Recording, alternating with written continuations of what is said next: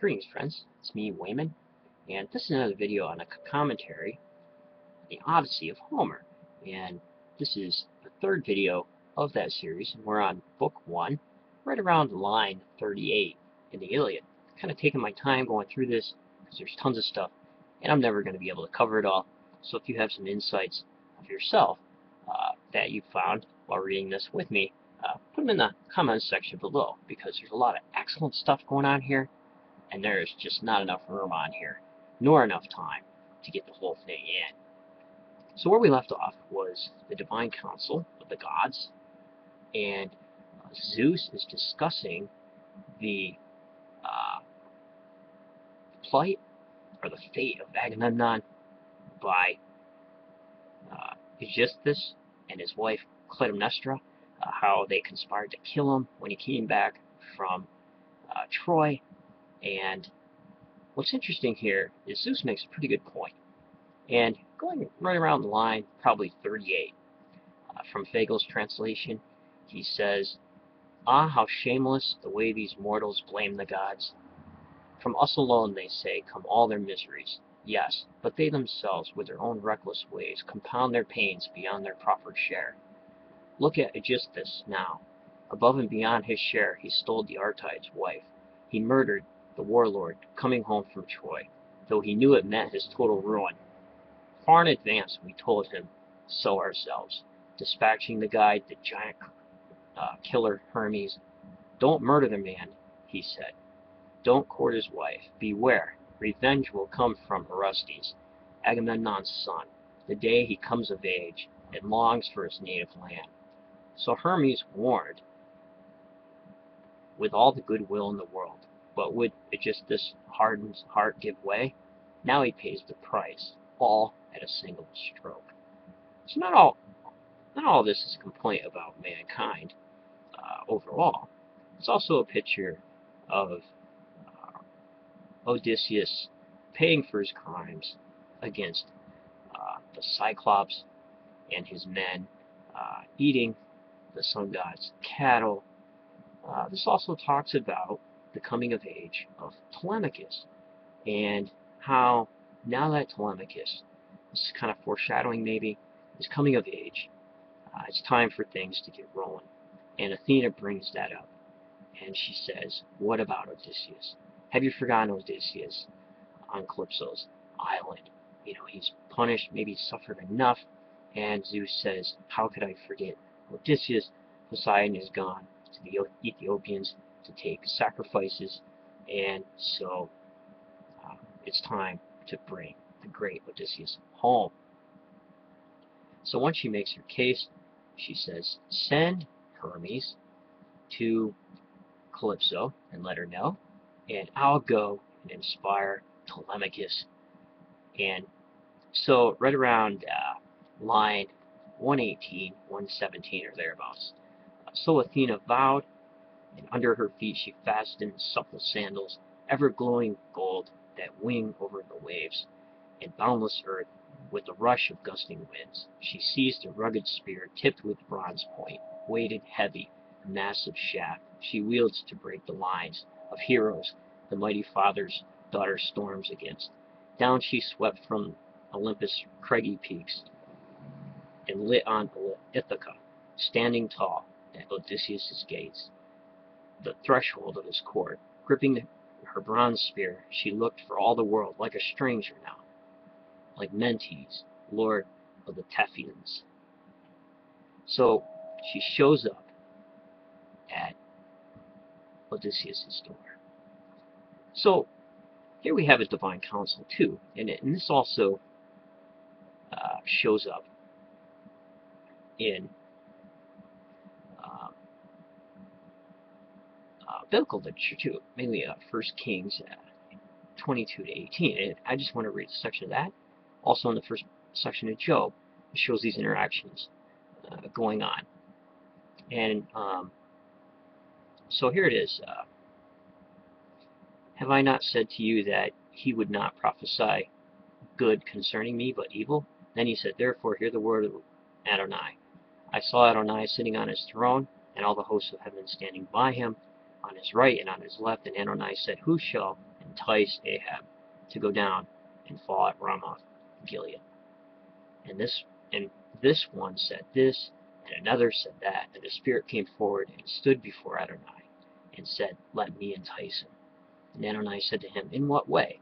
And he said, I shall go out and be a spirit of falsehood in the mouth of the prophets. And he said, Entice him, and also prevail. Go out and do so. So that's pretty interesting. And there's other cases too, where the idea of the heavenly council is in biblical literature. So in this section, especially in Book 1, it preps us for how terribly the suitors, there's I believe 108 of them, how terribly they're treating Odysseus' household because they want to marry the beautiful Penelope. And this says a lot about Odysseus. We learn about who he was, the husband, the warrior, the pirate, the hero. And Odysseus is very pious, and at times he's very, very moody, and he's sometimes gives in to his human cravings. He did not need to go and stop at the island of the Cyclops. He did not need to go in Polyphemus' cave. He didn't have to do any of that. And so, for the most part, that's why he was being punished. But all that, hopefully, is behind him now.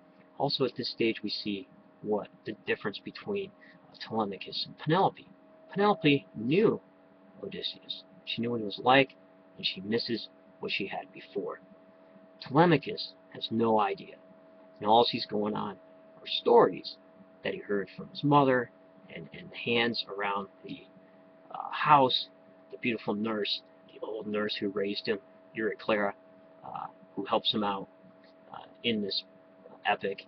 And so, as things progress, Athena goes to the house. And what's interesting is when she shows up, Telemachus is very pious. He's very good to strangers, because, especially in this epic, being good to strangers was very important, because it could be Zeus or Hermes visiting, and if it was a god, you would not want to slight them, because you're supposed to do the right thing to the traveler and to the stranger.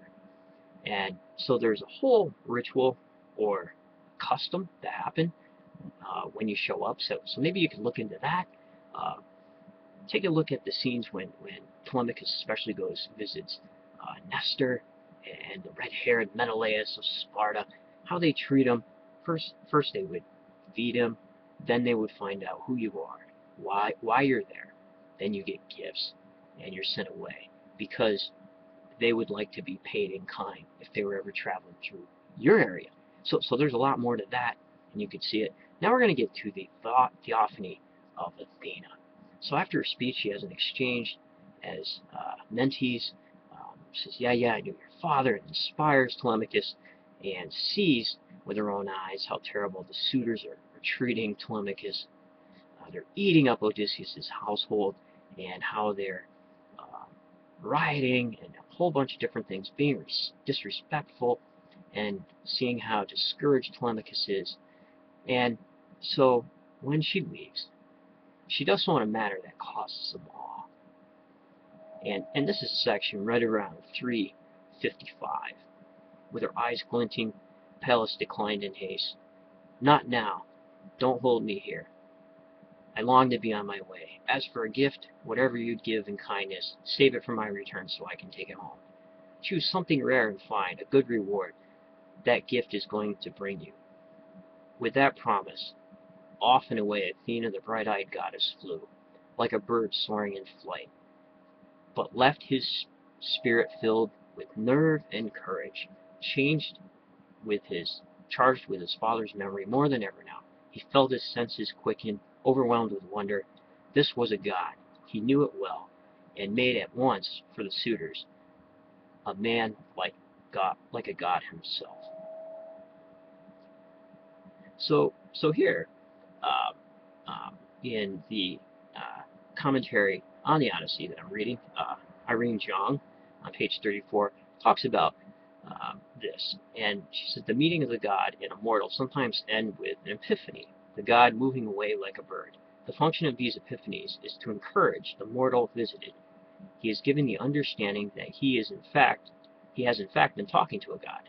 They are often accompanied by a physical stimuli. Here, Athena not only gives Telemachus power and courage, but also reminds him of his father even more than before, a reference to the beginning of their meeting when she found him daydreaming about his father. So, when Athena comes to Ithaca, we find Telemachus sitting at the table, surrounded by the suitors, consuming his household, and he's daydreaming about his father.